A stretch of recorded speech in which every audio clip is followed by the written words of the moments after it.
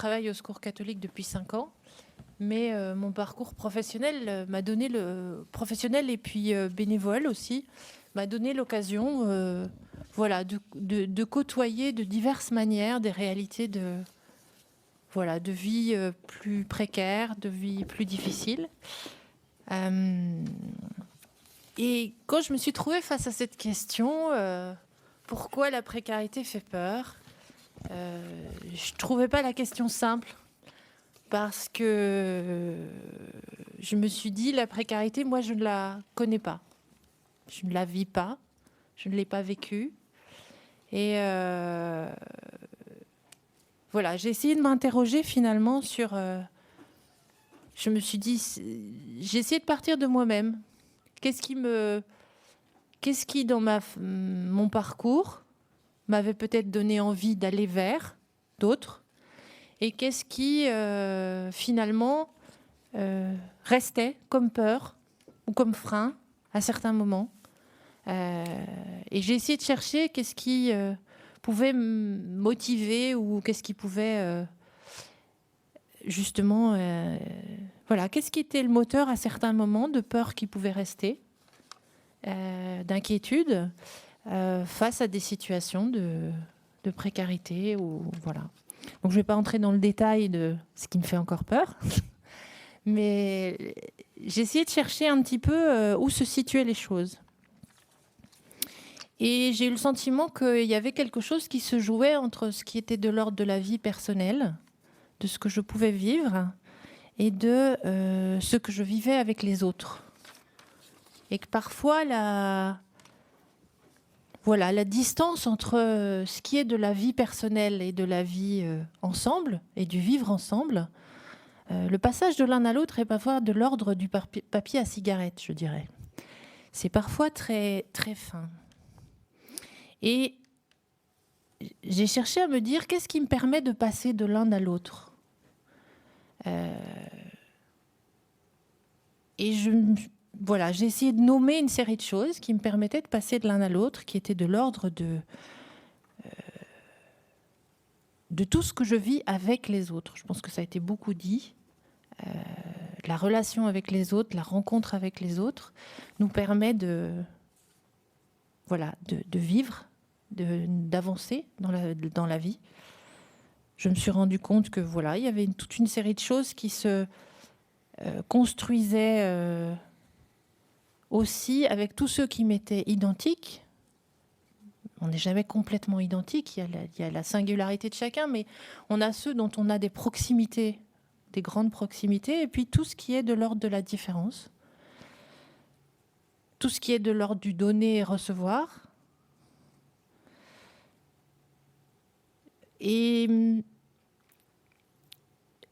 je me suis rendu compte que il y avait aussi tout ce qui est de l'ordre de ce que je connais et ce que je ne connais pas. Ce que je connais est souvent plus rassurant que ce que je ne connais pas. Et je me suis posé la question aussi de quels étaient les messages que la société m'envoyait pour être dans ce vivre ensemble avec les autres. Et je me suis rendu compte que il y avait plusieurs messages qui sont quand même forts dans la société aujourd'hui, qu'il faut réussir. Et si je réussis, je suis responsable de ma réussite. Ce qui pourra sous-entendre que si je ne réussis pas, je suis tout autant responsable de ne pas réussir. Je mets des guillemets à réussir parce que je ne vais pas commencer à définir ce que ça peut représenter. Il y a quelque chose de l'ordre du coup de l'individuel qui est très présent. On est invité de fait à s'autoriser à cheminer individuellement, à se connaître, à s'apprécier, à grandir. En soi, c'est très bien, mais quel impact cela peut avoir aussi, tout ce côté individuel qui donne peut-être moins de force aujourd'hui à tout ce qui est avec les autres, en collectif. Il y a tout ce qui touche à l'économie commerçante. On a entendu ce matin qu'il y avait aussi une reconnaissance dans la consommation. J'ai trouvé ça intéressant de le nommer. C'était quelque chose que je m'étais pointé aussi. C'est de dire il y a quelque chose autour de cette économie commerçante et du poids et de la valeur que donne l'argent. Comme une plaque tournante des éléments qui me menaient dans la société. Et je me suis posé la question aussi de l'impact de tout ce qui était la communication aujourd'hui, avec ce qu'elle peut avoir d'extrêmement intéressant, qui nous ouvre à plein de choses qu'on ne connaît peut-être pas, mais qui apporte aussi quelque chose de l'immédiateté. On est dans l'immédiat, dans l'instant, pour beaucoup. Et ce qui nous sort de beaucoup de choses qu'on a dit aussi depuis ce matin, de l'histoire, du temps, du chemin. Et je dirais quelque chose qui plane, mais c'est peut-être plus fort récemment, c'est tout ce qui touche autour de la peur. Voilà. Il me semble qu'aujourd'hui, il y a plein de façons de présenter les choses qui construisent une forme de défiance, de peur globale, de l'autre, de ce qui peut arriver, de la différence, qui sont des points que j'ai... Voilà. Et du coup, je me suis dit, si je suis seule pour réussir, une des peurs que j'identifie par rapport à la précarité, c'est de me dire que s'il y a difficulté, je serai seule aussi et j'en serai seule responsable. Une forme de regard sur ceux qui peuvent ne pas être dans les normes de la réussite, qui peut être très très dur. Et je pense qu'une des peurs, que ma peur d'une précarité peut être nourrie par ça. Je me rends compte aussi que dans cette façon de regarder les autres, on est vite tenté, et je pense qu'on est tous tentés par ça à certains moments, de juger à partir des normes que l'on a ou de ce que l'on connaît. Je disais tout à l'heure qu'on était plus à l'aise avec ce qu'on connaît que ce qu'on ne connaît pas. Et du coup, parfois, on peut avoir des regards à l'emporte-pièce sur certaines choses. Et notre peur, elle va être alimentée par ça. Confusément, si je peux porter ce jugement-là sur les autres, le jour où moi, je ne suis peut-être plus dans les clous, excusez-moi du terme, mais je peux être aussi jugée de la même manière et je peux avoir cette peur-là. Je disais tout à l'heure que ce que j'identifiais, c'était que beaucoup de choses qui me font vivre, c'est les liens avec les autres. C'est le fait d'être reconnu, c'est le fait d'expérimenter. On a beaucoup parlé ce matin aussi, ou même cet après-midi, des liens d'amitié. J'ai bien aimé cette définition qui dit que l'amitié, c'est ce qui nous permet de penser et d'agir. Donc je pense que dans la peur qu'on peut avoir, il y a quelque chose de l'ordre de cette perte de lien. On a bien conscience... moi, je vois dans les petites choses de la vie, on dit souvent « oui, mais je ne vais pas oser demander ça parce que sinon, je vais devoir rendre ». Et est-ce que, justement, quand on vit des situations qui pourraient être plus difficiles, est-ce qu'on n'a pas cette peur que petit à petit, ceux qui peuvent nous donner nous lâchent? Donc, il y a cette peur-là de perdre ces relations, ces amitiés qui, finalement, nous donnent un authentique droit à exister, et si on venait à les perdre, est-ce qu'on perdrait aussi quelque part cette autorisation à exister? J'ai le sentiment aussi que dans la peur qu'on peut avoir de la précarité, c'est que au-delà on voit plus un état qu'une personne. J'ai le sentiment qu'on voit tout ce que ça va comporter d'être dans la précarité. Et que, quelque part, si on ne voit qu'un état et qu'on ne voit plus les personnes ou la personne, ou ce que je suis, est-ce qu'une rencontre est encore possible?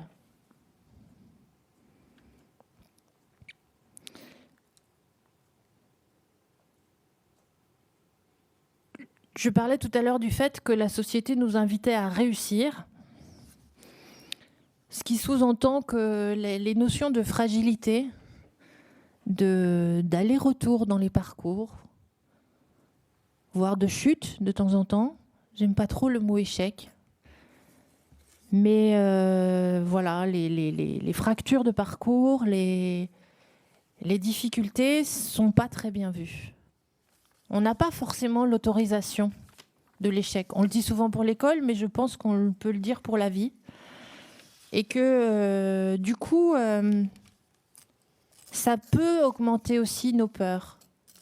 De se dire, voilà, c'est parfois le sentiment de marcher sur une crête en se disant il y a le vide à certains endroits, de part et d'autre parfois quand la situation devient plus difficile. Et donc je vais tomber. Je pense que la peur, elle est aussi alimentée par ce côté de se dire, voilà, il y a cette réalité-là.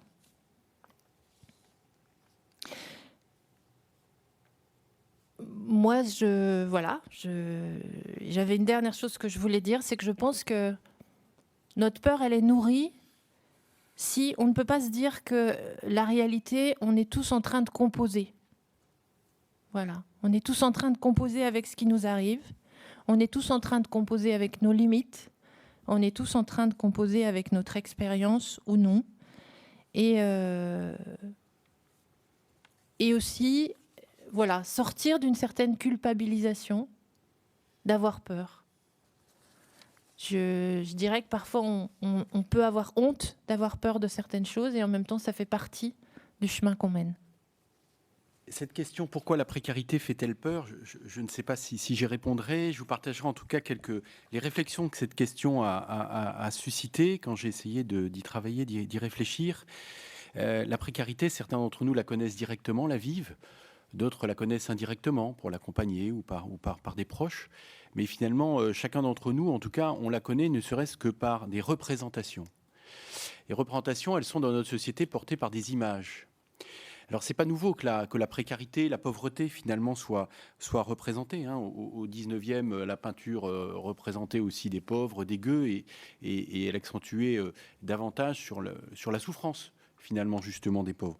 Il y avait la littérature qui, au 19e, mettait plutôt l'accent sur les désordres de la société, sur l'immoralité des bourgeois, qui étaient responsables, justement, de la pauvreté. Puis il y avait aussi le théâtre au 19e qui mettait davantage en avant une image un petit peu de fou, d'artiste, du vagabond et du pauvre. Donc c'est pas nouveau qu'il y ait des représentations. Par contre, ce qu'il y a de nouveau dans notre société de ces représentations, c'est qu'elles sont portées par l'image, par les images. Parce qu'on est une société d'écran, on vit tous plusieurs heures par jour devant la télé, devant nos ordinateurs, devant nos téléphones portables, devant des écrans de cinéma. Donc il y a une représentation de l'image. Et aujourd'hui, ces représentations, il y en a de plusieurs sortes, des pauvres, des exclus. Ça peut aller d'une image un petit peu romantique, du vagabond alternatif qui a choisi librement un petit peu ce parcours. Mais on a aussi l'image de plus en plus de personnes déviantes, et notamment de jeunes déviants. Et puis, on a, je crois, parmi les représentations, celle la plus dominante, du malchanceux, de la malchanceuse, finalement, qui peut être surtout n'importe qui d'entre nous, n'importe qui dans la société. Voilà. Et par rapport à ça, finalement, ces images, ces représentations suscitent, me semble-t-il, un certain nombre de mises à distance. Comme toutes choses qui sont fortes, qui sont violentes, on a besoin de mettre à distance pour s'en protéger, pour l'appréhender. Et il y a plusieurs mises à distance, me semble-t-il. La première, parfois, c'est l'idéalisation. C'est-à-dire que finalement, le pauvre, l'exclu, il est vu comme finalement une espèce de héros de la liberté, comme quelqu'un qui est un petit peu à la pointe de la révolte, qui va être un révélateur de la révolte, des dysfonctionnements de la société. Ça, cette idéalisation, c'est quelque chose qu'on voit davantage dans la littérature. Il y a un autre mode un petit peu de mise à distance qui est, je crois, dominant, c'est la victimisation ou la pitié. C'est-à-dire que là, le sans-abri, la personne exclue, finalement, c'est celui qui, passivement, est victime d'une société qui le broie, qui l'exclut, etc., qui l'opprime. Ça, c'est, je dirais, quelque chose qui est une mise à distance qui est très présente dans l'espace médiatique, mais aussi dans l'espace associatif. Et c'est un président d'association qui vous le dit. Une autre mise à distance, c'est la condamnation, là qu'on retrouve plutôt dans l'espace politique, dans l'espace public politique, où évidemment le pauvre est responsable de tas de choses, il est responsable de l'état dans lequel il coûte cher, il coûte des impôts, enfin ainsi de suite. Il y a la chosification aussi, qui est une façon de mettre à distance les personnes de la rue. C'est-à-dire la chosification, c'est-à-dire que finalement, c'est le pauvre, c'est une espèce d'objet d'étude un peu désincarné, justement, qu'on met en image. Ça, c'est une représentation qui est très présente dans le monde des médias, notamment. Et puis, dernier mode un petit peu de mise à distance, c'est ce que je qualifierais de médico-socialisation. C'est-à-dire que là, finalement, la personne de la rue, l'exclue, ou les familles exclues, finalement, sont essentiellement atteints de troubles psychiques, de troubles psychiatriques. Et donc, il s'agit de les confier aux bons soins de thérapeutes, psychothérapeutes et autres travailleurs sociaux de toute nature. Donc ça, c'est très présent dans les milieux médicaux et scientifiques essentiellement. Donc on voit qu'il y a plusieurs façons aujourd'hui que notre société met à profit pour un petit peu mettre à distance ces représentations et travailler ces représentations des plus pauvres. Mais finalement, dans ce qui nous habite, nous, comme citoyens, comme personnes, comme individus, il me semble qu'il y a deux sentiments qui nous traversent de façon vraiment, je crois, importante. C'est un sentiment de culpabilité, un sentiment d'ambivalence, d'ambiguïté. De culpabilité parce qu'on voit dans notre société riche, c'était très riche malgré la crise, il ne faut pas l'oublier, collectivement riche. Finalement, la trame de fond de toutes nos représentations et échanges autour de l'exclusion de la pauvreté, c'est qui va porter la faute. À qui la faute ? La pauvreté. Et on voit bien que finalement ça circule. Une fois c'est la faute des personnes de la rue, une fois c'est la faute des pouvoirs publics, une fois la faute de l'Europe, une fois de la mondialisation, une fois de la faute du bon Dieu, enfin ainsi de suite. En fait, il y a vraiment un enjeu de culpabilité qui est suscité par justement la misère, l'exclusion, la pauvreté.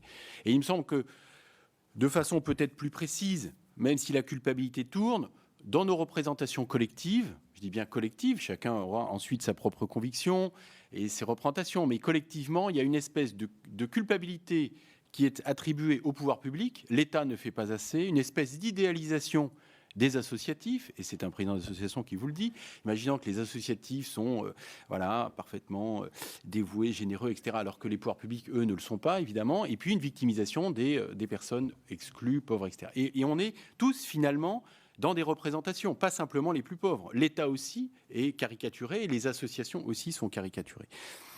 Donc culpabilité, puis deuxième sentiment, je crois, très dominant, c'est une espèce d'ambivalence, d'ambiguïté vis-à-vis justement de la personne de la rue, la personne exclue, qui est à la fois repoussante et à la fois fascinante. À la fois, on ne peut pas la regarder, et en même temps, on ne peut pas non plus complètement s'en détacher, s'en désintéresser. Elle est à la fois semblable à nous, et en même temps, on sent bien qu'elle est complètement différente, cette personne. Voilà. Alors, la question, c'est finalement à quoi servent ces représentations, ces images, finalement, dont on se nourrit les uns les autres, en particulier à la télé, dans la presse, etc. Bien sûr, ça a des aspects positifs. C'est là pour dévoiler des réalités, pour les faire connaître, pour mobiliser, pour susciter un engagement, pour éveiller une conscience citoyenne, chrétienne, enfin, etc. Donc c'est évidemment non seulement nécessaire, mais indispensable dans une société, en tout cas une société démocratique. Mais la question, je crois, une fois qu'on a dit ça, qui est somme toute assez banal, c'est est-ce que les représentations portées dans ces images collectives, sociétales, est-ce qu'elles contribuent à réduire l'exclusion ? Est-ce que finalement, c'est pas un peu rapide et un peu facile de dire « Ah bah oui, on dénonce une situation, on la fait connaître ». Est-ce que c'est pas un petit peu court ? Et est-ce que ça contribue réellement à réduire finalement l'exclusion ? Je voudrais bien, si je pose la question, c'est que pour moi, la réponse n'est pas oui spontanément. En tout cas, elle n'est pas oui sans nuance. Et évidemment, il s'agit d'informer, de dénoncer, mais on sent bien quand même que dans ces représentations, dans ces images, notamment celles qui sont majoritaires pour nous, donc les images notamment médiatiques, télévisuelles, radiophoniques, ce sont essentiellement des représentations superficielles, c'est-à-dire sans épaisseur humaine, sans nuance. On est dans la caricature, le bon, le méchant, la victime, le coupable. Et puis elles sont surtout très saisonnières. Et logique de marronnier, on sait maintenant que voilà, elles existent quand même réellement dans notre société. Et elles sont davantage choisies en fonction de l'audience possible que de la réalité que vivent les personnes et les familles justement en situation de misère. Et finalement, c'est le caractère dominant de ces images finalement, c'est surtout de nous amener sur une image du pauvre qui est sur le mode du manque, sur le mode de la fatalité, sur le mode de personnes qui n'ont strictement rien à donner et en gros qui vivent la déchéance. Donc finalement, la question par rapport à cette interrogation de est-ce que ça contribue à réduire l'exclusion, c'est que dit-on en réalité de l'identité de ces personnes ? Il me semble que pour une grande part, cette identité continue de nous échapper. Voilà, continue complètement de nous échapper, et ce n'est pas les images médiatiques qui nous aident à saisir l'identité de ces personnes. Donc finalement, la question est de savoir à quoi elles sont, ces images. Est-ce qu'elles disent quelque chose de ceux qui vivent la précarité, ou en réalité, est-ce qu'elles disent quelque chose de ceux qui sont les inclus, de ceux qui filment, et ne disent-elles pas davantage de nos représentations, de ce que réellement vivent les personnes de la rue ? Et là, pour le coup, si je pose la question, j'y répondrai clairement. Je crois que ces images ne disent pas tant quelque chose des réalités de ce que vivent les personnes de la rue, mais de ceux qui prennent ces images ou de ce qu'ils supposent qu'il faut donner comme image. C'est discutable, on aura l'occasion d'en débattre. Enfin, en tout cas, c'est une conviction. Donc finalement, la question de à quoi servent les images, je crois que c'est aussi à qui servent les images, finalement. À qui servent ces représentations ? Alors bien sûr, on l'a dit, à dénoncer, à faire prendre conscience. Elles servent aux médias, elles servent aux politiques, elles servent aux associations, c'est bien clair. Elles servent aux citoyens aussi, on peut l'espérer, je le pense en tout cas, avec toujours cette ambivalence du pire et du meilleur, la générosité, faire avancer la cause de la lutte contre l'exclusion. Mais finalement, est-ce que ces images servent aux plus pauvres eux-mêmes ? Est-ce qu'elles servent aux familles ? Est-ce qu'elles servent aux femmes de la rue ? Là aussi, pour le coup, la question est ouverte. Elle me paraît moins évidente, en tout cas, que l'utilité que ces images peuvent avoir pour les médias, pour les associations ou pour les politiques. Pourquoi, finalement, je pose cette question de façon peut-être un peu caricaturale, mais c'est pour lancer les débats et la discussion, parce qu'il me semble que jamais une personne de la rue ne demande à être représentée. Jamais un pauvre ne demande à être représenté. En revanche, il demande à être regardé. Ce qui fait peut-être une nuance sémantique, mais il me semble pour ces personnes et pour ceux qui essayent de les accompagner, qu'il y a une énorme nuance entre la représentation qu'on peut avoir de quelqu'un et le regard qu'on va poser sur une personne. Il me semble que c'est là où les choses peuvent basculer finalement dans davantage d'humanité. Si bien qu'on peut s'interroger sur quelles peuvent être justement les images, les regards, les représentations qui peuvent être utiles aux pauvres aussi, aux personnes de la rue elles-mêmes, probablement des images qui interrogent chacun personnellement sans appuyer d'abord sur la peur et la culpabilité du bon bourgeois, probablement une image qui aide à repérer ce qui, dans la vie individuelle, familiale, professionnelle, de chacun de nous dans la société, produit déjà de l'exclusion. Peut-être aussi des images, des représentations qui montreront que les personnes de la rue ne sont pas simplement ce dont elles manquent, mais elles sont aussi ce qu'elles sont capables de donner. Et des images aussi, en tout cas, moi, c'est un rêve, qui puisse montrer que quelqu'un qui aujourd'hui est dans la rue et dans la difficulté, dans la précarité, c'est quelqu'un qui a été enfant, qui a joué, qui a aimé, qui a embrassé, qui a donné la vie, qui a pleuré, qui un jour avait un corps qui était souple, jeune, frais, bref, qui a été une personne qui n'a pas toujours été celle aujourd'hui qui traverse ce moment-là de sa vie.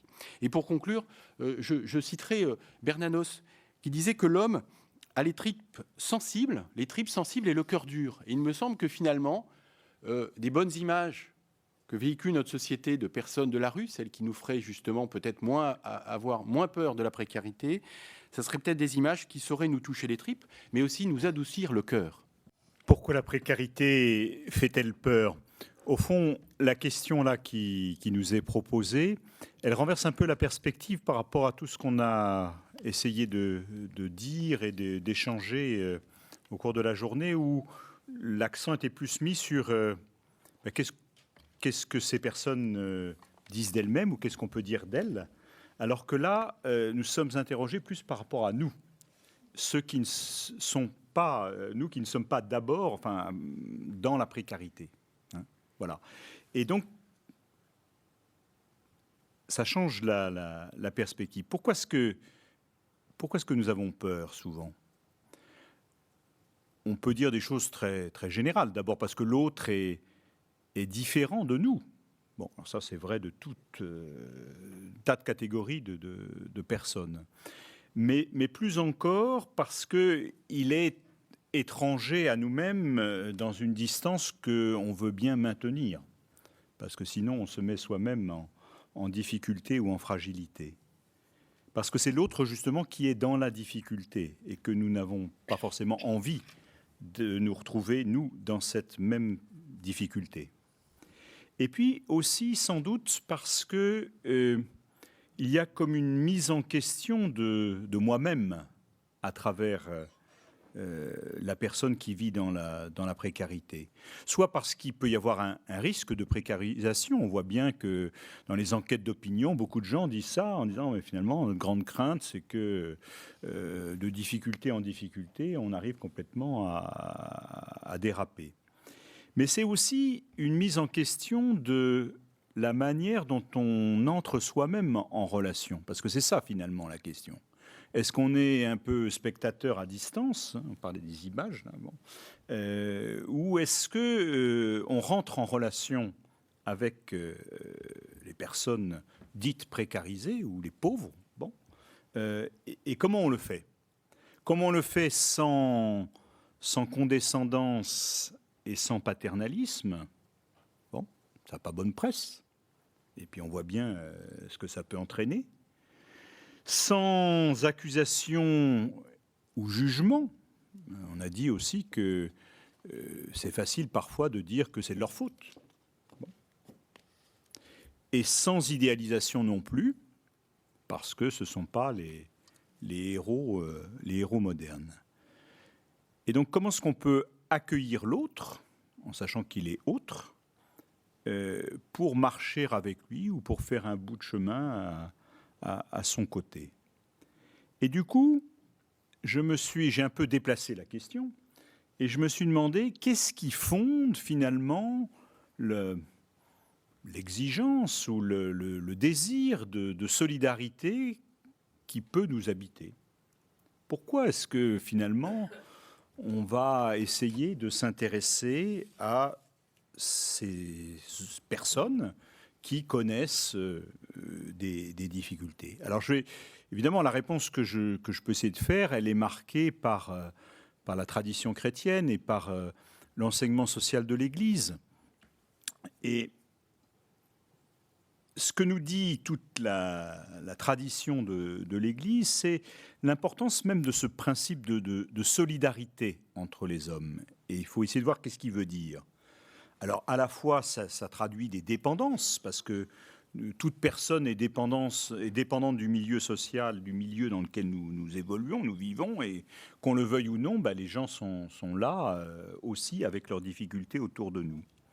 Mais ça va plus loin, évidemment, parce qu'il y a une unité entre les hommes dans la reconnaissance d'une même origine, d'une même finalité. On a dit tout à l'heure, en parlant de la vie spirituelle, que on était invité à les reconnaître comme fils et filles de Dieu. Bon, voilà. Et d'un devoir de réalisation de, appelons ça le bien commun. L'Église a toujours été assez ferme dans cette affirmation du principe de solidarité. Et parce que derrière, il y a une visée qui va plus loin que simplement le fait de dire qu'on doit chercher à être unis ensemble, et qui est un principe, on pourrait dire, de communion. Et là, on est vraiment dans un registre chrétien. La solidarité entre les hommes conduit à une unité plus profonde, qui est celle de la communion, qui a quelque chose à voir avec le projet de Dieu. Qu'est-ce qui fait que je ne peux pas me désolidariser de mon voisin, de mon prochain? Et mon prochain, on sait que ce n'est pas seulement celui qui est à côté de moi, mais c'est bien celui dont je me rends proche, et donc celui vers lequel je vais aller, à la rencontre duquel je vais aller, dont je me fais le prochain. Qu'est-ce qui fait qu'on ne peut jamais se réfugier dans une sorte d'individualisme absolu, où finalement ce qui compte c'est ma vie, ma personne, mon épanouissement, et dans lequel les autres, et en particulier les plus faibles, les plus en difficulté, sont renvoyés au-delà de ma sphère propre, chacun pour soi et Dieu pour tous. Dans un texte qui est déjà un petit peu ancien, celui qui était pas encore le pape Benoît XVI, disait ceci: en vertu du principe de solidarité, l'homme doit contribuer avec ses semblables au bien commun de la société à tous les niveaux. Par là, la pensée de l'Église est opposée à toutes les formes de l'individualisme social ou politique. Voilà. Et ce n'est pas simplement un conseil où ça serait bien, où il faudrait que. C'est un devoir moral. L'homme doit contribuer. Qu'est-ce que ça signifie pour nous, comme chrétiens, que cette dimension de la solidarité entre les hommes? Sur quoi est-ce qu'on peut la fonder? Finalement, pourquoi être solidaire? Qu'est-ce qui fait que je ne peux pas être d'un cynisme parfait et me dire « moi, c'est moi et tant pis pour les autres ». La vie est une jungle et le but du jeu est de m'en sortir le mieux possible, avoir le plus d'argent, le plus de pouvoir, le plus de reconnaissance, le plus de jouissance. Si on dit que la visée de la solidarité, c'est la recherche de la communion. Et cette communion, elle vise à la reconnaissance d'une véritable fraternité entre les hommes. Cette fraternité, elle se trouve au cœur de notre foi qui nous redit que nous sommes tous frères, créés, voulus, aimés par Dieu. 2 phrases bibliques peuvent nous rappeler cette place centrale de la fraternité. Une au début et une à la fin. Dans le livre de la Genèse, chapitre 4, Dieu demande à Caïn « Qu'as-tu fait de ton frère ?» Caïn qui vient de tuer Abel. Et réponse « Je ne sais pas. Suis-je le gardien de mon frère ?» Et puis, dans l'Évangile, au chapitre 25 de saint Matthieu, « Ce que vous avez fait à l'un de ces petits qui sont mes frères, c'est à moi que vous l'avez fait, dit Jésus. » Donc cette fraternité, elle est bien au cœur de la compréhension chrétienne de la vie humaine.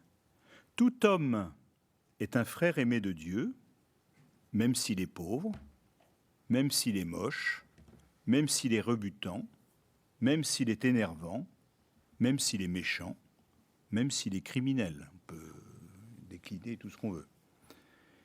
Il n'y a pas là, je crois, matière à angélisme ou expression d'une naïveté sur le thème « tout le monde est beau, tout le monde est gentil », mais la prise en compte de cette humanité commune, y compris dans celui qui apparaît comme le plus loin de nous, ou celui dont la déchéance nous rebute au plus haut point, nous fait peur. Et je voudrais, et je vais terminer par là, citer un passage de Jean-Paul II dans l'encyclique Sollicitudo Rei Socialis, c'est au numéro 40, où il explique un peu cela. Il dit « À la lumière de la foi, la solidarité tend à se dépasser elle-même, à prendre les dimensions spécifiquement chrétiennes de la gratuité totale, du pardon, de la réconciliation. Alors le prochain n'est pas seulement un être humain avec ses droits et son égalité fondamentale à l'égard de tous, donc simplement la reconnaissance des droits, mais il devient l'image vivante de Dieu le Père, racheté par le sang du Christ, objet de l'action constante de l'Esprit. Alors la conscience de la paternité commune de Dieu, nous avons tous un même Père, de la fraternité de tous les hommes dans le Christ, Fils dans le Fils, de la présence et de l'action vivifiante de l'Esprit Saint, donnera à notre regard sur le monde, et sur les autres, et sur les pauvres en l'occurrence, comme un nouveau critère d'interprétation. Au-delà des liens humains et naturels, se profile à la lumière de la foi un nouveau modèle d'unité du genre humain dont doit s'inspirer en dernier ressort la solidarité. Ce modèle d'unité suprême, reflet de la vie intime de Dieu, un en 3 personnes, c'est ce que nous, chrétiens, désignons par le mot de communion. Je crois que cette question du nouveau critère d'interprétation, elle nous est posée, enfin, en tout cas pour ceux qui embrassent la foi chrétienne. Est-ce que dans la rencontre de l'autre et de l'autre marqué par sa pauvreté, nous voyons l'image vivante de Dieu le Père, rachetée par le sang du Christ et objet de l'action constante de l'Esprit. Je vous remercie. Merci beaucoup. Merci à tous les 3 d'avoir respecté le temps de parole, ce qui va nous permettre d'avoir une certaine plage de temps devant nous. Je vais lancer une question et puis après, j'espère que la discussion va tourner. Si je peux vous poser une question. Vous avez parlé donc de cette peur de la précarité et vous avez énoncé une idée qu'au fond, on trouve très bien développé déjà il y a un siècle et demi, il y a même bientôt 2 siècles chez Tocqueville, où il dit qu'à partir du moment où les classes sociales sont beaucoup plus... Enfin, il y a une forme d'égalité qui se fait dans la société, les rôles ne sont plus figés. Et donc chacun peut devenir riche, mais chacun peut aussi devenir pauvre.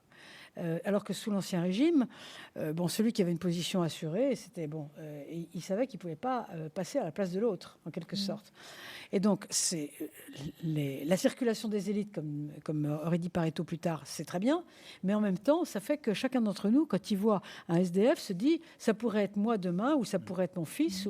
Alors, est-ce que vous croyez que ça, c'est quelque chose d'important ?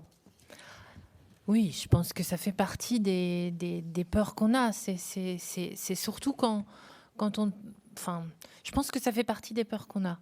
Je pense malgré tout que c'est dès qu'on n'a pas la possibilité non plus de mettre de mots sur les réalités que ça représente. Ça, c'est vrai. Parce que de fait, on peut avoir cet imaginaire-là, parce que de fait, il y a quelques personnes, mais enfin, ça reste quand même relativement marginal. C'est monté de tout en bas vers tout en haut et de tout en haut vers tout en bas. Il y a C'est pas si marginal toujours, hein, ça dépend. Ouais, moi j'ai le sentiment quand même qu'aujourd'hui, il y a de nouveau quelque chose qui s'installe de l'ordre de situations qui deviennent beaucoup plus difficiles à faire bouger. Et qu'on retrouve quelque chose de l'ordre où, être dans un parcours de précarité, ça devient extrêmement difficile de s'en sortir. Et quand même, ce qui se dit aujourd'hui avec la crise, c'est que les pauvres deviennent de plus en plus pauvres et les riches de plus en plus riches. Et c'est pour ça que je veux dire que l'ascenseur, il peut peut-être fonctionner entre les étages 2 et 4, mais qu'entre l'étage moins 3 et 10, ça devient beaucoup plus difficile. On voit quand même des SDF qui racontent leur histoire et qui vous disent qu'à la suite d'un chômage qui commençait, ils ont tout perdu à la fois. Enfin, oui. Et de même, vous entendez des histoires de gens qui, avec une petite idée géniale de start-up, se sont fait des millions. Donc ça existe dans les deux sens. Malgré tout, si on prend la proportion que ça représente dans la totalité de la population, c'est ça que je voulais dire par marginal. C'est que ça ne reste pas quelque chose où ça arrive à tous les coins de rue, toutes les 5 minutes. Ça reste des itinéraires possibles, il ne faut pas le nier. Peut-être plus qu'avant. Je pense qu'effectivement, vous parliez de l'Ancien Régime, c'est des époques où les choses étaient quand même bien ancrées. Mais je crains, moi, qu'aujourd'hui, on se trouve dans une situation où on repart vers des univers un petit peu plus figés et qu'il faut se questionner là-dessus. Monsieur Xéry, vous voulez ajouter quelque chose et une question à poser à... Je partage ce que vient de dire Brigitte sur le fait que... Sur l'aspect un petit peu de fixation, c'est-à-dire que c'est effectivement difficile de sortir de la grande exclusion, c'est très clair, mais même de la précarité, une forme, on va dire, un petit peu moindre, un peu atténuée. Moi, je partage ce que vous dites sur le fait que c'est objectivement difficile, et je partage aussi un petit peu votre analyse c'est-à-dire que ça reste peut-être moins répandu qu'on veut bien le croire. C'est-à-dire qu'en même temps, en tout cas dans les sondages, auquel on a droit là aussi de façon très régulière sur est-ce que vous avez peur d'eux, les résultats, je ne l'ai plus dans la tête, mais c'est toujours plusieurs dizaines de pourcents qui ont peur. Il est évident qu'il n'y a pas plusieurs de dizaines, il n'y a pas 30% de Français qui risquent de se retrouver dans la rue demain, fort heureusement. Donc, effectivement, donc, je crois ça ne veut pas dire qu'il n'y en a pas, mais on n'est pas entre la peur et la réalité. Dieu merci, on n'est pas du tout dans la même gamme. Donc, moi, ma réflexion, c'est surtout de dire qu'on est surtout, justement, entretenu dans cette peur. Et moi, c'est ça qui me pose problème. Entretenu par qui ? Par la société, par les médias, peut-être parce que ça résonne, on peut dire aussi, parce qu'on a tous des peurs, mais on peut toujours appuyer sur le bouton peur. C'est pas très compliqué d'appuyer sur le bouton peur de quelqu'un. On rencontre quelqu'un, puis on lui dit, est-ce que tu as peur de ci, peur de ça ? Donc forcément, on suscite la peur. Bien sûr, on est une société qui suscite la peur. Ça arrange beaucoup de monde, ça arrange d'abord les médias, ça arrange certains politiques, ça arrange des tas de personnes, la peur. hein. On vit quand même dans cette société de la peur. Oui, enfin, il faut quand même se souvenir que, il y a encore, il y a peut-être 25 ans, il n'y avait pas de SDF dans la rue. Maintenant, il y en a énormément. Donc, ça peut quand même susciter une peur objective, une crainte de l'avenir pour tout le monde. Oui, objective, mais non par exemple, l'évolution de la précarité, de la grande exclusion, vous parlez de la rue, hein. L'évolution, je dirais, des publics de la rue entre il y a 25-30 ans et aujourd'hui, elle est liée, bien sûr, à la chronicité de la crise économique française. Elle est aussi liée beaucoup à la mondialisation. Donc, très clairement. Hein, et d'ailleurs, en grande partie. Moi, mon propos, c'est surtout de pointer le fait que c'est pas parce qu'on vit dans une société de peur qu'il faut avoir plus peur qu'avant. Il me semble qu'il faut au contraire, j'aimerais en tout cas qu'on soit davantage interrogé sur qu'est-ce qui constitue pour nous et pour chacun de nous vraiment des lieux de sécurité. On a tous besoin de lieux de sécurité pour grandir, pour croître, pour vivre, pour se développer, pour être solidaire, même pour ceux qui ont la chance de pouvoir être solidaires et de s'engager, etc. Et je parle notamment pour moi, parce qu'on a eu la chance d'avoir des sécurités, d'en avoir encore. Et il me semble qu'il serait plus intéressant de faire des sondages plutôt que de savoir sur quoi on a peur, surtout en nous guidant déjà la réponse. Évidemment, moi, on me demande est-ce que j'ai peur dans la rue ? Ben oui, j'ai pas envie, donc j'ai peur. Oui, bien sûr. Bon. Sauf que la probabilité, elle n'est pas nulle, mais enfin, elle est quand même faible. Bon, j'aimerais davantage qu'on nous interroge collectivement sur quels sont les lieux de sécurité individuels et collectifs, justement, que la société a besoin de développer pour éviter, justement, cette descente, cette prise d'ascenseur, là, du 4e au 2e, du 2e au rez-de-chaussée, du rez-de-chaussée, voilà. Et que ces sécurités-là, ces lieux de sécurité sont très peu nommés aujourd'hui dans la société. Et c'est les sécurités, évidemment, de la famille en premier lieu. Et moi, je me réjouis que des organisateurs aient pensé à ce thème-là de cette journée, où finalement, il y a très peu de lien qui est officiellement établi entre la fragilisation des familles et effectivement la fragilisation sociale. Et on a une lecture, justement, de l'exclusion qui est strictement socio-économique et absolument sans lien avec la famille. C'est parce qu'on a peur de jeter des exclusions morales sur les gens. Oui, mais on peut avoir pour le coup cette peur-là. Mais voilà, là aussi, c'est intéressant que vous répondiez encore sur le registre de la peur. On a encore peur. Oui, on a encore peur. Mais, sauf que voilà. On ne veut pas juger. Donc, si on dit la pauvreté, c'est aussi le manque de lien, ça signifie qu'on critique les familles divorcées, etc. Voilà. Donc, on ne veut pas le faire. C'est ça. On ne veut pas juger effectivement les catégories que vous évoquez. Mais enfin, on veut bien juger la mondialisation, les capitalismes, l'argent, etc. Bien sûr, donc, bien sûr, voilà. Sauf que, en tout cas, moi, ce qui m'intéresserait, c'est davantage de réfléchir aux raisons réelles et pas simplement imaginaires ou idéologiques, mais aux raisons réelles qui conduisent à ce que, effectivement, le lien social soit fragilisé. Et donc, quels sont les lieux de sécurité dont on a besoin pour se développer et pour ne pas sombrer ? La famille en est un, mais Dieu merci, pas simplement le seul. L'environnement professionnel en est un, mais en chronicisant, je dirais, depuis 30 ans, les chômeurs par million, c'est sûr que c'est quand même difficile. En figeant le monde de l'emploi, c'est difficile aussi de créer des solidarités dans cet environnement. C'est les proximités de voisinage, les proximités collectives. Et heureusement qu'on hérite aujourd'hui, dans les années 2000, d'un État, pour le coup, Providence, qui a été construit, en tout cas très consolidé à précaire. Heureusement que cette solidarité institutionnelle existe et demeure encore, malgré, effectivement, je dirais, des assauts quand même très compliqués. Donc, moi, j'aimerais, pour résumer, qu'on parle un petit peu moins de peurs qui sont, pour l'essentiel, sans rapport avec la réalité, Dieu merci, mais qu'on développe davantage les lieux de sécurité et qu'on nomme en particulier le premier de ces lieux, qui est d'abord la famille, et comment on aide les familles. C'est ce qu'on a fait toute la journée. Voilà. Ben oui. Bravo. Moi, j'aurais envie d'ajouter à cette question des lieux de sécurité, de dire il y a les familles et comment tout le monde interagit les uns avec les autres. Parce que finalement, ce qui a été le lieu de la journée, c'est de dire quel rapport entre la vie des familles et la vie et le lien social. Et tous les lieux de croisement ou les lieux de parole, les lieux d'expérience commune. Bon, moi, j'avais parlé du fait qu'on parlait d'un État au lieu de parler d'une personne, et vous avez aussi souligné la question de la rencontre. Et je pense que c'est quelque chose qui a traversé toute la journée.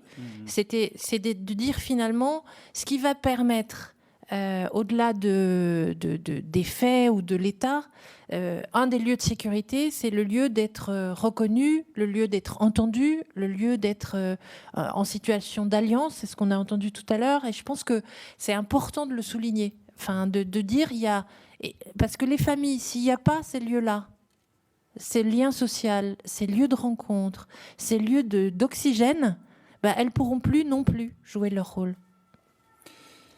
Moi, on ne peut pas généraliser, chaque histoire est unique, mais c'est vrai que j'ai souvenir quand même, quand on écoute un certain nombre d'histoires personnelles de gens qui se retrouvent à la rue ou qui se retrouvent dans des situations très difficiles, il y a pratiquement toujours une rupture, alors qu'elle soit familiale, conjugale, affective, qui fait qu'à un moment donné, la personne va se retrouver isolée et que la difficulté objective par rapport au travail, par rapport à la vie matérielle, du coup, devient totalement insurmontable. Voilà.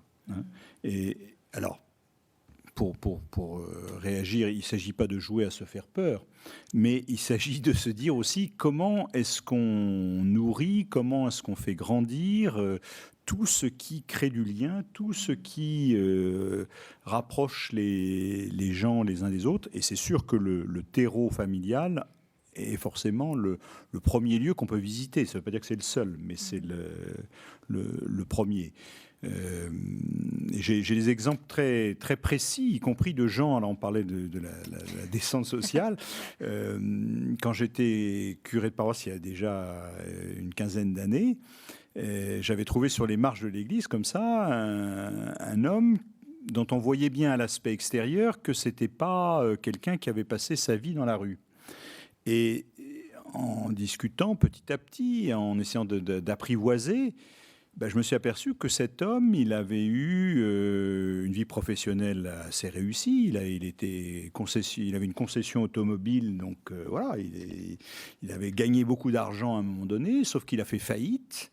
Qu'ensuite il y a eu une séparation avec son épouse, que ses enfants n'ont plus voulu le voir, etc., etc. Et c'est comme ça que il s'est retrouvé. Bon.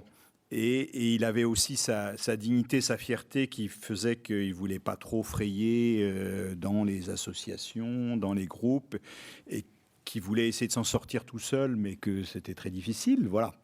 Tout ceci pour redire donc l'importance de tous ces liens qui peuvent aider des personnes dans des phases difficiles que tout le monde peut avoir. Sur la question de la peur elle-même, je crois que ce qui a changé, alors il y a le cadrage médiatique, mais il y a aussi le fait que aujourd'hui on a une situation où beaucoup de gens se disent sans tomber dans la précarité, nos enfants n'auront pas forcément les mêmes facilités que nous. Hein. Et donc, du coup, si on déporte ça un petit peu à l'extrême, on arrive dans des situations qui sont celles dont on parle là. Voilà. En plus que on a l'impression qu'à la génération qui nous suit, la volonté de réussir n'est plus la même qu'à notre époque. Il y a beaucoup de jeunes, de gens entre 25 et 35 ans qui disent moi, je n'ai pas besoin de vivre avec plus qu'un demi-SMIC et je m'en fiche de réussir.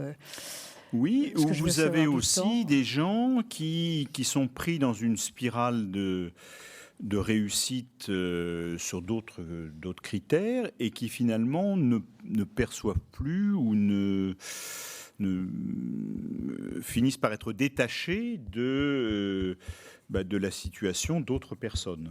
Hein. C'est-à-dire qu'il y a quand même aussi des jeunes, moi j'en connais, qui gagnent très très bien leur vie, qui ont une réussite matérielle, plutôt affective aussi, si possible, mais pour qui, du coup, la question de la solidarité, pour reprendre un petit peu le thème de mon intervention tout à l'heure, n'est pas si évidente. Et du coup, elle va se manifester plutôt par des coups de cœur. C'est-à-dire que tout d'un coup, on va se précipiter parce qu'il y aura une campagne sur ceci ou cela, où on va passer une soirée dans la rue. Bon, pourquoi pas ? Mais voilà, on ne construit pas quelque chose qui permet davantage des liens dans la durée. Ouais. Et ça, je trouve qu'il y a aussi une part d'éducation à faire, hein, de réflexion, de permettre aux gens de se dire qu'est-ce que je fais par rapport à un certain nombre de situations. Monsieur Xéry, vous voulez parler ? Oui, il me semble que ce que dit le Père Heroy est important. C'est-à-dire que là, on a beaucoup échangé autour de la peur, justifiée ou fantasmée, enfin ainsi de suite. Mais ça ne doit pas masquer non plus, je dirais, la réalité de la solidarité qui existe, et notamment au moment de la grande crise financière, là, enfin en 2009-2010, 2008-2009, beaucoup d'associations étaient inquiètes en se disant, mais finalement, voilà, enfin en gros, les dons vont diminuer parce que voilà, la crise financière est telle que ça ne s'est pas avéré. Savoir que finalement, les dons n'ont globalement pas diminué, voire même. En ce moment, c'est pareil. Exactement. Donc, Il y a une vraie générosité. donc c'est le signe que, voilà, en même temps, devant cette peur, ou cette supposée peur, en tout cas ce climat de peur, en tout cas, voilà, moi c'est ma lecture, ce climat de peur dans lequel nous sommes entretenus, il y a quand même une réelle solidarité dans le temps de notre société collectivement. Voilà, à la fois institutionnelle, on l'a dit, mais aussi financière. Et puis l'exemple que rapportait Antoine Héroy me paraît intéressant parce qu'il montre que les élans de solidarité existent plus qu'on ne pense. Par contre, les formes d'engagement évoluent très clairement. Et c'est sûr que l'engagement dans la durée, notamment chez les plus jeunes, l'engagement dans la durée, dans la fidélité, auprès d'une association, d'une cause, etc., est difficile, il est compliqué. Il n'y a aucun jugement de valeur. C'est sûr qu'aujourd'hui... Tout est plus erratique. Tout est plus erratique, mais quand on est soit jeune professionnel, soit étudiant, on sait que forcément, on va voyager, on va déménager, etc. Donc, il n'y a aucun jugement de valeur, mais de fait, c'est une réalité. Mais que c'est pas parce que les formes d'engagement de solidarité évoluent que la solidarité diminue. Simplement, je crois, elle prend des formes différentes. Il n'est pas toujours évident, notamment, me semble-t-il, mais Brigitte du Secours catholique donnera peut-être son avis, mais il n'est pas toujours évident d'ailleurs d'adapter les fonctionnements d'une association à des engagements qui sont aussi peu inscrits dans la durée, ponctuels. Et en même temps, voilà, c'est quand même l'expression d'une solidarité. Donc à la fois, il faut essayer de s'adapter, et en même temps, il faut essayer aussi de signifier, de montrer, de donner envie que s'inscrire dans la durée, c'est aussi bon pour tout le monde. C'est bon pour les personnes qu'on accompagne, c'est bon pour la société, c'est bon pour la personne qui s'engage elle-même dans davantage de solidarité, parce qu'elle va pouvoir vivre davantage de choses, elle va pouvoir être altérée, interpellée, en gros, elle va pouvoir grandir elle aussi davantage si elle s'inscrit dans la durée. C'est vrai qu'on est quelque part dans un équilibre du temps qui n'est pas regardé de la même manière, je trouve, aujourd'hui. On est dans un... Déjà, bon, c'est une part, c'est les médias, mais aussi dans la façon dont on vit, il y a quelque chose de l'ordre de l'immédiateté. On parlait tout à l'heure de qui a du temps, qui n'en a pas. Et je ne suis pas sûre qu'il y en a qui ont plus de temps que d'autres, mais je pense que quand on est dans la vie qu'on étiquette comme active, on est tout le temps pressé par le temps, comme s'il y avait une urgence permanente. Et ce qui fait que le côté déploiement du temps, temps de l'histoire, temps de la construction, temps du cheminement, c'est pas quelque chose qu'il est de bon ton de mettre en avant aujourd'hui, et ce qui, de fait, change la donne dans les types d'engagement qu'on peut avoir. Moi, je dirais que, comme souvent quand il y a des changements, faut arriver à se dire qu'est-ce qui est bien, qu'est-ce qui est pas bien. D'essayer de faire le tri et pas jeter le bébé avec l'eau du bain. Et essayer de se dire, voilà, aujourd'hui, pour des tas de raisons, la perception du temps évolue, ou de la façon dont on l'expérimente. Et que peut-être que effectivement, les médias, les tablettes, les Twitter, les Facebook, sont des éléments qui viennent impacter ces choses-là et qu'il ne faut pas les négliger. Il ne faut pas dire d'office tout est noir et il faut le jeter et puis voilà. Donc moi je me dis il y a quelque chose à interroger pour se dire comment justement nos associations ou nos relations ou nos liens peuvent évoluer, non pas pour repasser son temps à se fractionner, c'est pas ça que je dis, mais pour prendre en compte cette expérience du temps qui est différente et se dire, il y a peut-être une façon de monter des projets, une façon d'expérimenter des solidarités qui sont dans un temps donné. Moi, je pensais à une réflexion qu'on s'était faite en aumônerie par rapport aux jeunes. On se disait finalement aujourd'hui on marche de frate en frate, de rassemblement en rassemblement, de grand temps en grand temps. Mon Dieu, il faudrait quand même qu'on puisse voilà. Oui et non, c'est-à-dire que aujourd'hui ça passe par ces grands moments-là où il se passe des choses très fortes, de fait, après l'apprentissage ou l'expérience du quotidien qui peut être parfois un petit peu routinier et plus difficile. Mais je pense qu'il faut trouver un espèce de moyen terme, que ça soit dans l'expérience de la vie ou dans la solidarité, entre ce temps qui se découpe autrement. Et comme vous disiez, pour autant, je pense que la solidarité n'est pas moins grande, mais elle va s'exprimer d'une autre manière, et peut-être qu'il faut être attentif à la manière dont on peut lui donner un lieu d'expression qui soit autre. Et je pense que c'est pareil pour nos liens. On a besoin de liens sociaux, et la façon dont ils se tissaient avant a changé.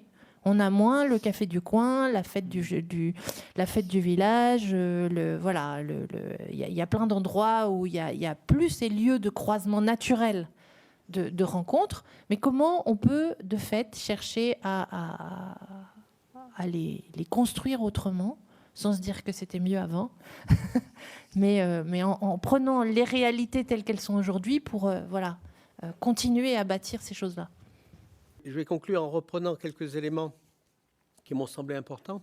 Alors, je rappelle c'était dans le cadre d'une réflexion qu'on a au département Société humaine et responsabilité éducative, ici au Collège des Bernardins, une réflexion autour de la transmission. On s'est dit que ça serait bien, et peut-être qu'on va continuer, on a discuté avec l'un ou l'autre tout à l'heure, continuer cette réflexion autour de cette question du lien familial dans son versant plus précaire.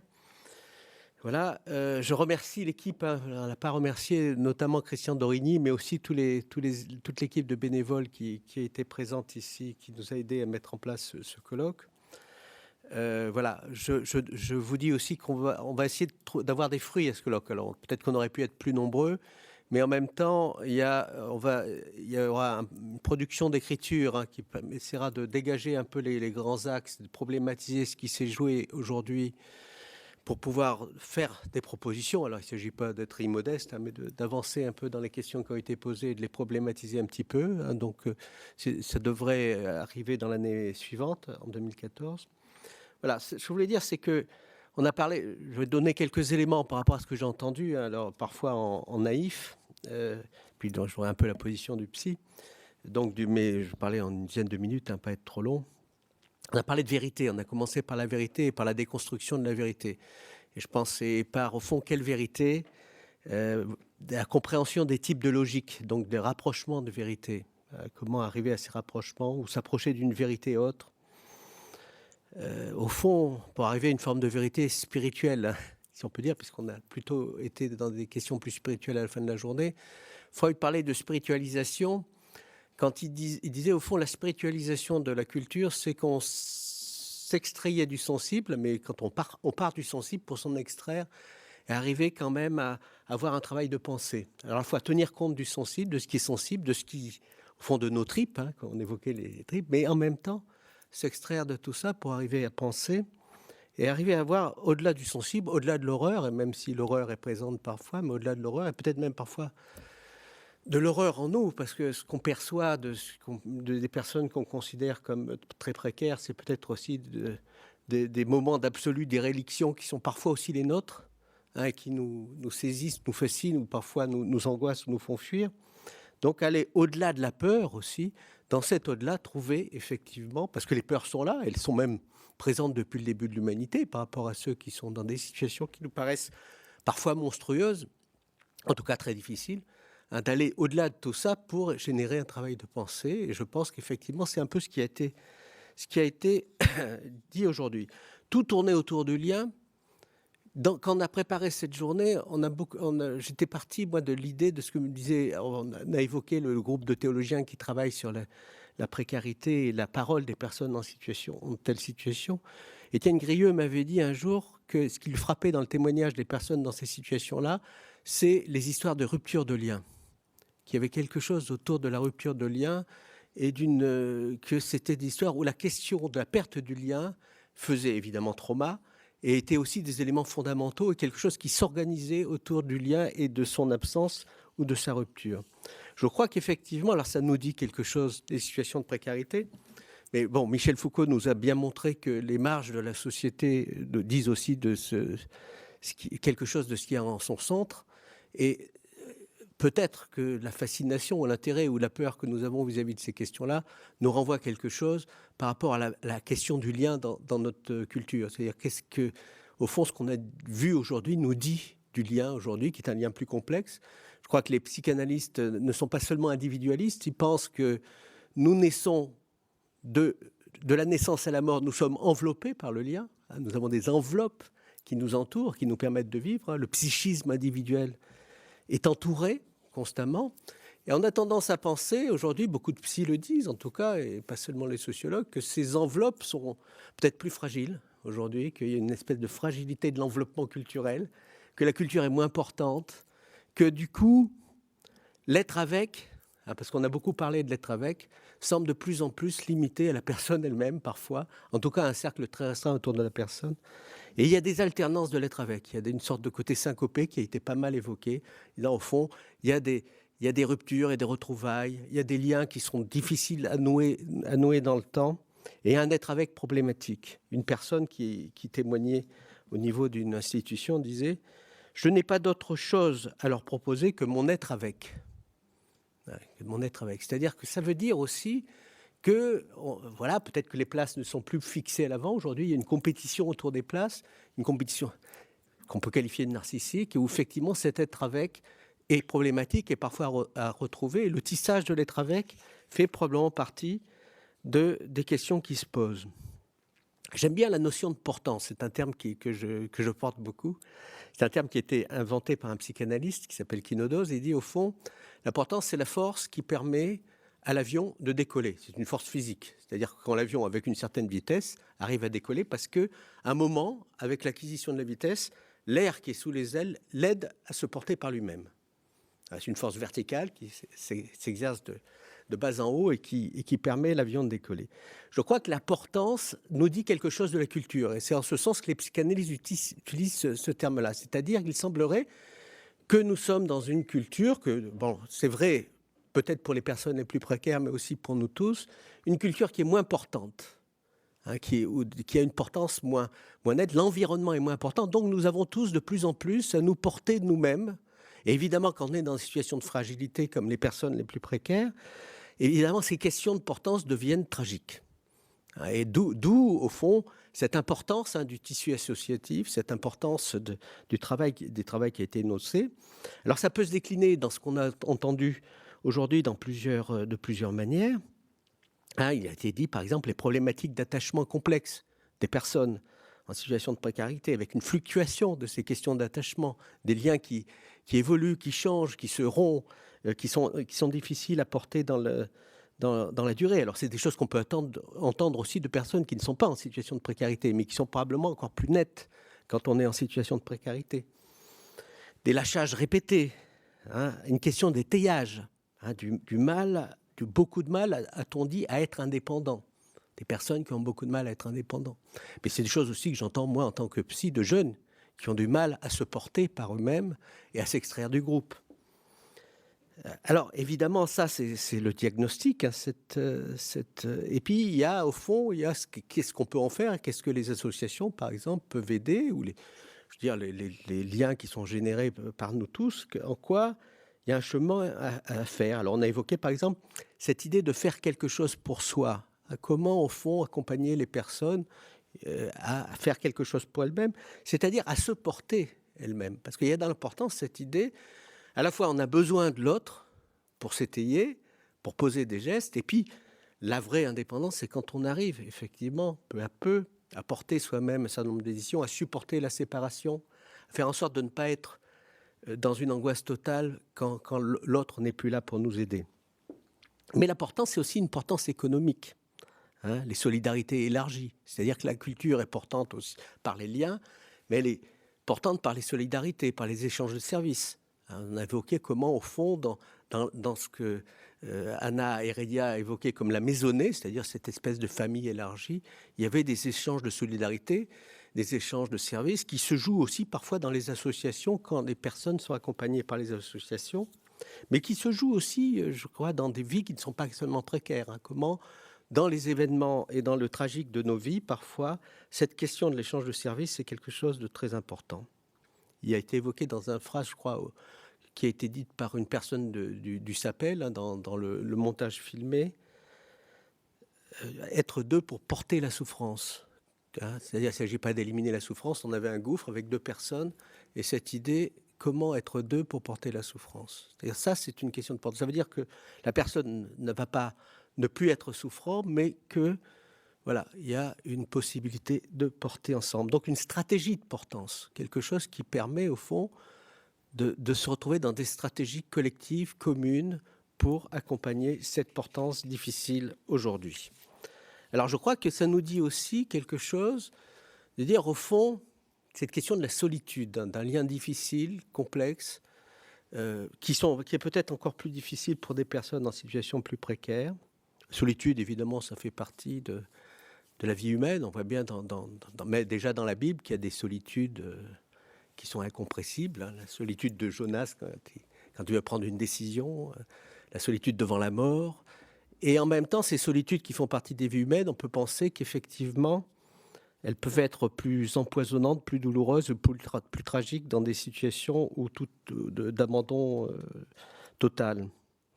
Hein, aujourd'hui, on voit des gens qui sont dans une presque totale solitude, qui n'ont quasiment aucun lien dans la journée.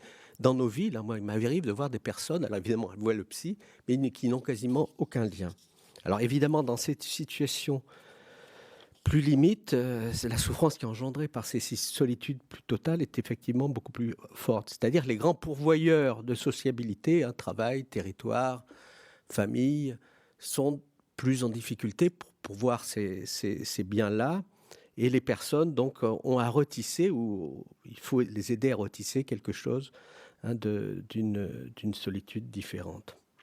Alors, il y a une bonne et une mauvaise solitude. Il y a une bonne solitude. La bonne solitude, c'est une solitude où, au fond, on a traversé l'angoisse de séparation. Ça ne veut pas dire qu'elle n'existe plus, mais ça veut dire que, voilà, il y avait une phrase qui est rapportée par Freud où il dit, un enfant qui dit qu'il avait des peurs la nuit, qui dit « quand on parle, il fait plus clair ». Quand on parle, il fait plus clair. Cette idée que cet accompagnement de l'angoisse de séparation, alors qui est évidemment lié à aussi plein de conditions sociales, on n'est pas seulement dans le psy, là, mais j'évoque les aspects plus psy, fait partie de cet événement, de cet accompagnement. Alors, je relève quelques mots qui ont été dits. Hein, on en a parlé d'abord du diagnostic, de dire, au fond, ces répétitions transgénérationnelles d'échecs, de pauvreté, de liens peu solides. Ces existences entre peur et créativité, c'est-à-dire que ce lien fragile qui engendre beaucoup d'angoisse et qui, en même temps, suscite une créativité, mais qui est toujours un peu sur le fil du rasoir. Cette idée que dans cette solitude difficile, de cet apprentissage, une bonne solitude, hein, c'est-à-dire ce qui est la nôtre, mais cette solitude en lien, si on veut dire, c'est-à-dire que c'est difficile d'avoir, par exemple, il a été dit, d'avoir un intérieur et un extérieur. La personne du SAPEL, Pierre, je crois, disait, oui, il faut déjà se dire que l'intérieur et l'extérieur, d'abord, il faut respecter l'intérieur des gens et des personnes, et aussi s'apercevoir que c'est pas toujours très net, la séparation entre intérieur et extérieur. Apprendre à avoir une intimité. C'est aussi apprendre à être seul, apprendre à avoir une intimité. Créer cet intérieur et cet extérieur. Se situer par rapport à la norme. Une mère qui disait, est-ce que mes erreurs, c'est des erreurs normales d'une mère normale ? Ou est-ce que c'est des erreurs monstrueuses ?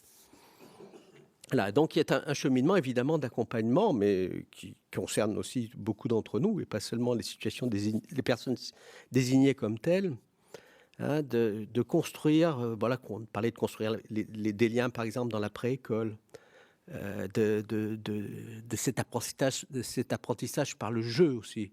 On évoquait ces mères qui, en jouant elles-mêmes à des jeux d'enfants, pouvaient se permettre ensuite de jouer avec leurs enfants, donc d'être dans une forme de lien à la bonne distance, où il pouvait y avoir du jeu, on était moins dans la fusion, on était moins dans cette impossibilité de se séparer, et quelque chose qui était plus respirant.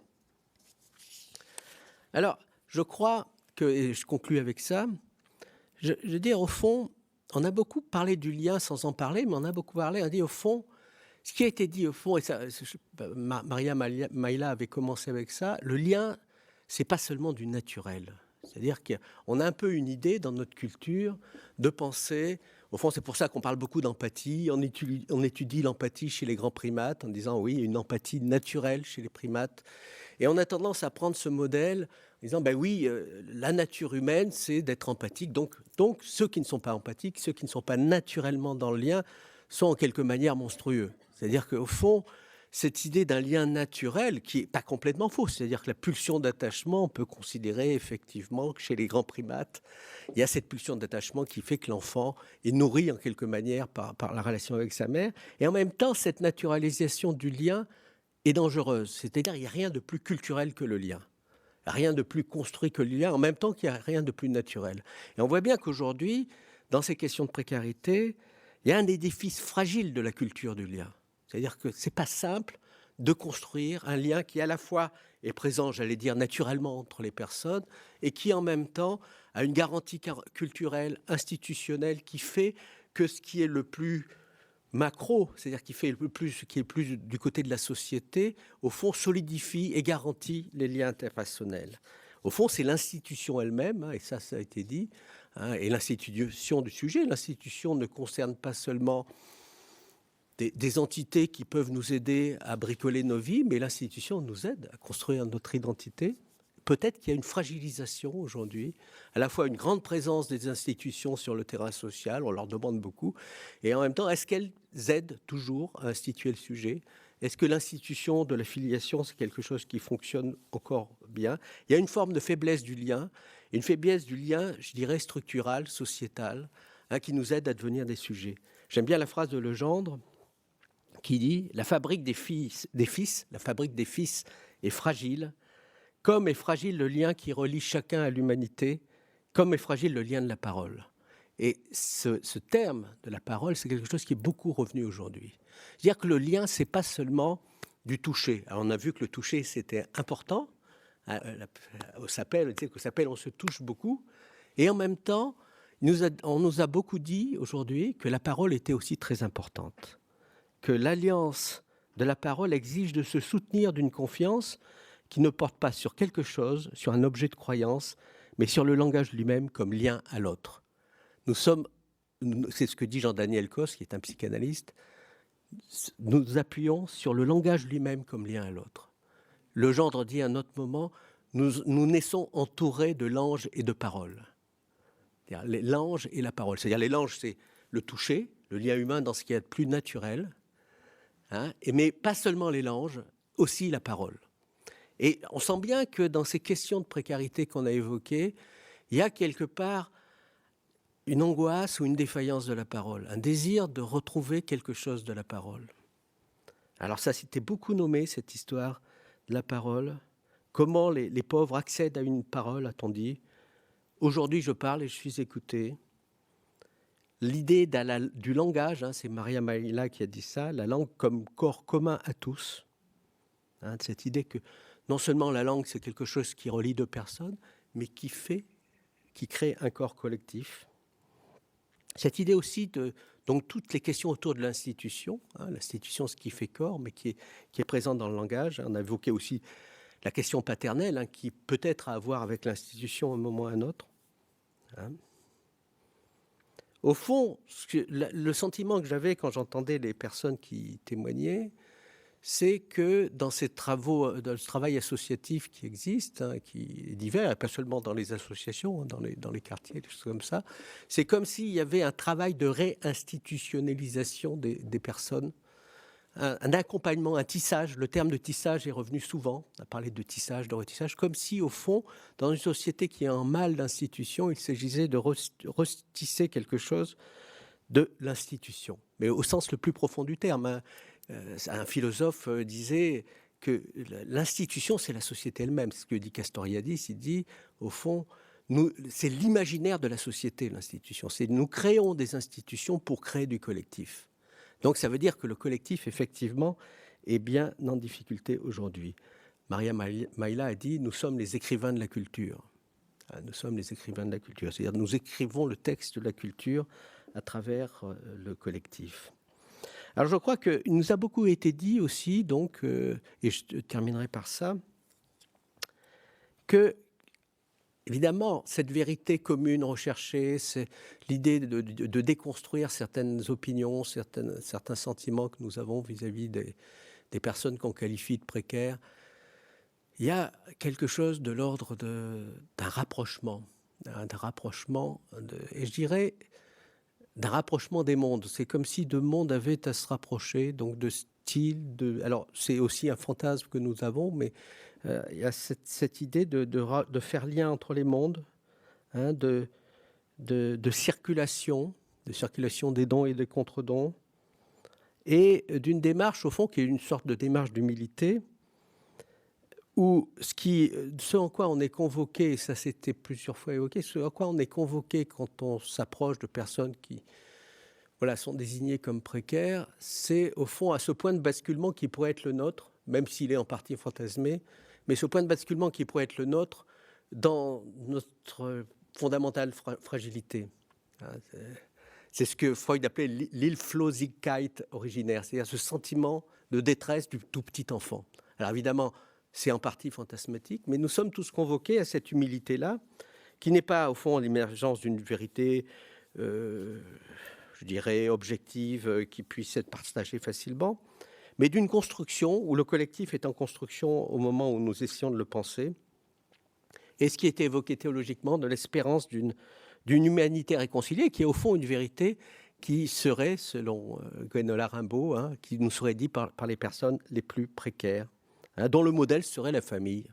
Le modèle familial pourrait être ce modèle, en tout cas c'est ce qui nous est dit, ce que disent certaines personnes en situation de précarité, qui nous redisent quelque chose d'un collectif comme fondamental au salut au sens le plus profond de chacun, c'est-à-dire comment nos vies sont sauvées. Voilà. Alors, je remercie encore les différents intervenants. Je vous dis simplement au passage, en terminant, mais je pense que la plupart d'entre vous ne pourront pas se déplacer. Il y a un colloque cette semaine sur la vulnérabilité à l'université de Namur. Alors ceux qui ont le temps de s'inscrire mercredi et jeudi prochain, voilà un colloque. Alors avec aussi, on sera moins sur la précarité et le lien familial, mais cette idée, pourquoi la vulnérabilité ? D'abord, est-ce que cette question de la vulnérabilité, c'est seulement une question comme ça parmi d'autres qu'il s'agit de résoudre, ou c'est vraiment une question qu'on peut qualifier d'anthropologique, c'est-à-dire qui nous amène à réfléchir sur nous-mêmes aujourd'hui, et je crois que c'est un peu ce que cette journée a démontré, et aussi avec cette ambiguïté qui a été montrée par la dernière table ronde. On voyait bien qu'il y a toute une ambiguïté, toute une fascination vis-à-vis de cette question de la vulnérabilité, qu'on a essayé de montrer combien, au fond, l'humilité qui était nommée là nous permettait d'aborder la question peut-être avec un petit peu moins de fascination.